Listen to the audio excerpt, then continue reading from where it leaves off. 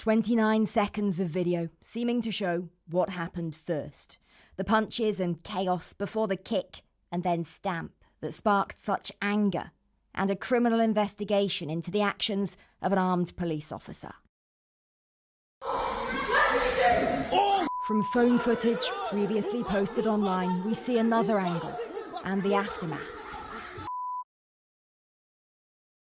This new video, obtained by the Manchester Evening News, starts with a man in blue at a parking pay machine. It's him who ends up on the floor, being kicked. We see a violent struggle.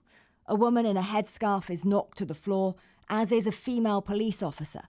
When she gets up, it seems there's blood coming from her nose. The man in blue appears to have been tasered when he goes down, taking a police officer with him, who gets up, points a taser, then kicks, then stamps. Another officer appears to pepper spray people who are filming in this video posted online. Stop kicking people! This is a phenomenon of our times, isn't it? That video will emerge from whichever source, but it will go out there, and everyone then becomes an expert on it and says, "Oh, I know exactly," and this is it, and makes a sort of absolutely unequivocal judgment on the back of it. But life, as I just said a moment ago, isn't like that. The risk is, of course, you get consequences from those judgments and that furore that builds, and that can have impact in communities. It can have an impact on public order. The thing I would say is politicians really shouldn't be part of that.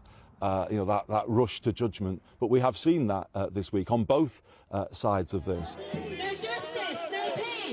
The mayor's dialing down comes after a week of protests, with fears anger could turn to unrest. Alongside the calls for calm, on Friday came confirmation of a criminal investigation into a police officer over his use of force, while Greater Manchester Police has made clear its own separate investigation into what happened, including alleged assaults on police officers, is ongoing.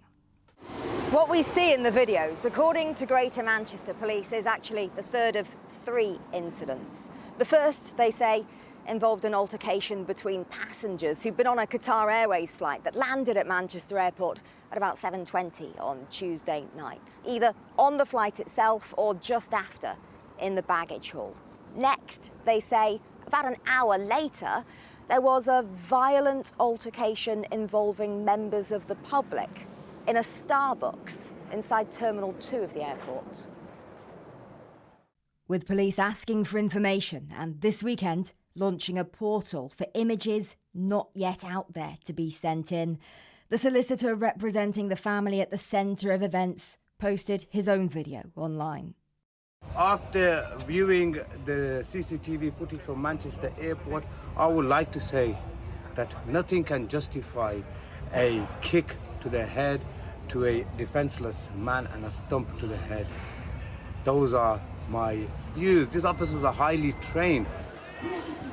With protests on the streets, while from others, praise for the police, those calling for calm urge caution until more is known.